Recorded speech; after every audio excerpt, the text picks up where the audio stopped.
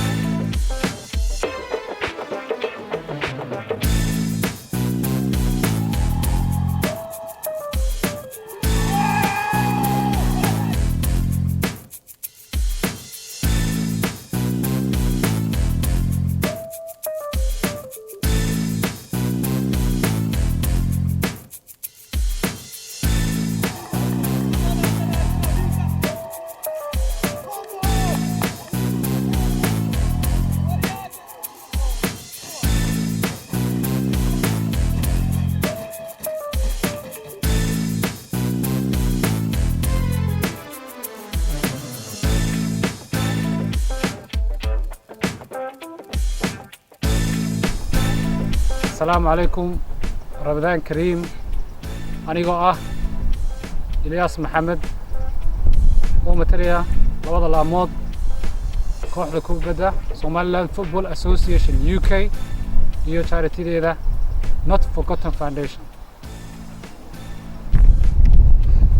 waxaanu shacabka u sheegaynaa in aanay jirin koox la soo xulay oo qaranka matalaysa aanay weli jirin. ma ogolin ciddii isticmaashay sawirradayada iyo fikradayadaba. waxaanu ummadda u sheegaynaa in aanu nahay koox ka duwan kooxdii dhawaan Afrikaanka la ciyaartay oo la nagu qarday oo la isticmaalay fikradayada iyo dharkayga oo aan raali ka ahayn midnaba. imikana guuleed ayaan idin wareejinayaa si uu idinku faahiyo waxqabadkayga. السلام عليكم رمضان مبارك. waxaan ka hadlayaa sanadkan waxaanu qabanay 18 May sanadkan aanu qabanay waa garanaysiin maxay ahaydeen waxaan ku qabanay Charlton Athletic Football Stadium. marka wixii nooga soo baxay wuxuu ahaa wixii charity-ga dadka la siinayay. marka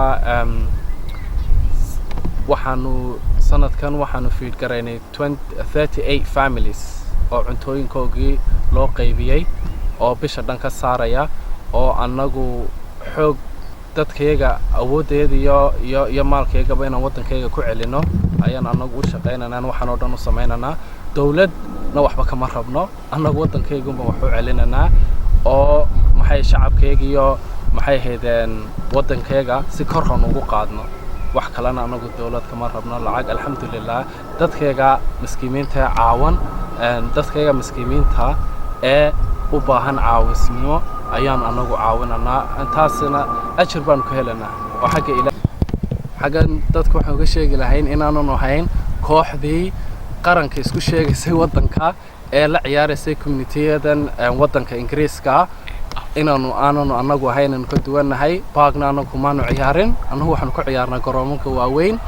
marka waxaan aad yar uga xunahay inay isticmaaleen garoomada videogeygii waxaan soo qabanay iyo garoomadan ku ciyaarnay waxa iyo in iyagu isku xayeysiiyaan uu qaranka Somaliland maxay TV-gu isagu laftiga markiisa horena diiday haddana markii dambe iyaga ku xayeysiinay garoomadayada una permission naga weydiisan. anagu taasan aad uga xuno dadkana confusion-ka ka dhigaya oo isleeyihiin dadku waa koox ku dhaata mana nihin koox ku dhaata. anagu waxaanu nahay kooxda Somaliland Football Association ee charity-ga Not Forgotten Foundation ee dadka wadankayga wax ku celinaya.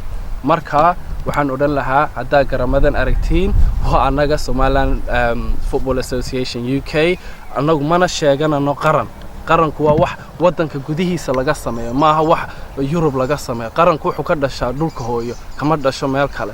marka dadkan kale qaranka wadanka sheeganaya waxa anagu manihi waa dad waxaanu nahay wadankooga dhaqaale ku celinaya ee dadka miskiimiinta caawinaya oona maxay ahaydeen Somaliland kor u qaadaya samaacadeeda. marka aanu dadku waxaan u sheegi lahaa insha Allah sida inaan anagu dadka uga waxaan ka xumahay xaggan inuu safiirka Cali Aadan maxay ahayd maanta wixii loo diray dawladdu u dirtay maxay ahaydeen inuu ka shaqeeyo wadannimo ahayd inuu maanta ku noqday kubad yar iyo waxaayo maanta inamadii dhalinyartii Somaliland kala doorto. waxaan markii hore anagu inta noo yimid 2013kii ayaanu maxay ahaydeen la qabanay Barnet ayaan anagu qabanay noo yimid waa tii ogtiina inuu lacagtii odaygu la baxsaday oo miskiimiintoodii wixii ka cunay. marka xaggan waxaan aad iyo aad uga xunay inuu odaygu maanta dhalinyartii kala doorto uu og yahay inaan anagu waxaan uu ogaa inaan anagu sameynanay waxaan uu ogaa uu nala socday. marka inuu maanta ku noqdo community iyo baag yar oo dhex ordo yiraahdo Somaliland meel bay gaadhaysaa maaha. wax wadan lagu tago maaha oo dawladda maaha oo maxay ahaydeen oo wanaagsan maaha shacabka Somaliland oo kala dooranayo Cali Aadan. marka taa aad iyo aad baan uga xunahay xaggan waxaan u sheegayaa dhalinyarta Soomaaliland inaanan anagu ka mid ahayn inamadan isku magacaabay le maxay xul qaran ayay yihiin oo Ingiriiska ka sameeyay anagu taamanihin waxaan oo sameynayaan wax dawladdu wax lagaga cuno anagu kuma jirno waxa dawladna anagu waxa sidii hore oo dawladda anagu waxba kama rabno alxamdulillah dadka iyagu baan anagu wax siinana maanta heer dawlad waxaanu ka rabniyo wadankeena u baahan uma baahna islaanteena maanta taxka laga soo qaada baradhada iibinaysa in nin Ingiriiska jooga loogu soo diro ma aha taa ma aha arintu marka anagu waxaanu leenahay nimada dhalinyarta Soomaaliland jooga UK-ga inaan anagu qaranka kuwa isku sheegaya le wadankii baanu tagiyoonu waxay anagu inaanu ahayn anagu waxaana soo galeen charity-ga u sameeyno wadankayga baanu ku caawinaa anagu diyaar baanu nahay dhalinyarta Soomaaliland wadankii inaanu caawino iyo kuwa sportska waxa anagu kidadkayga waxaan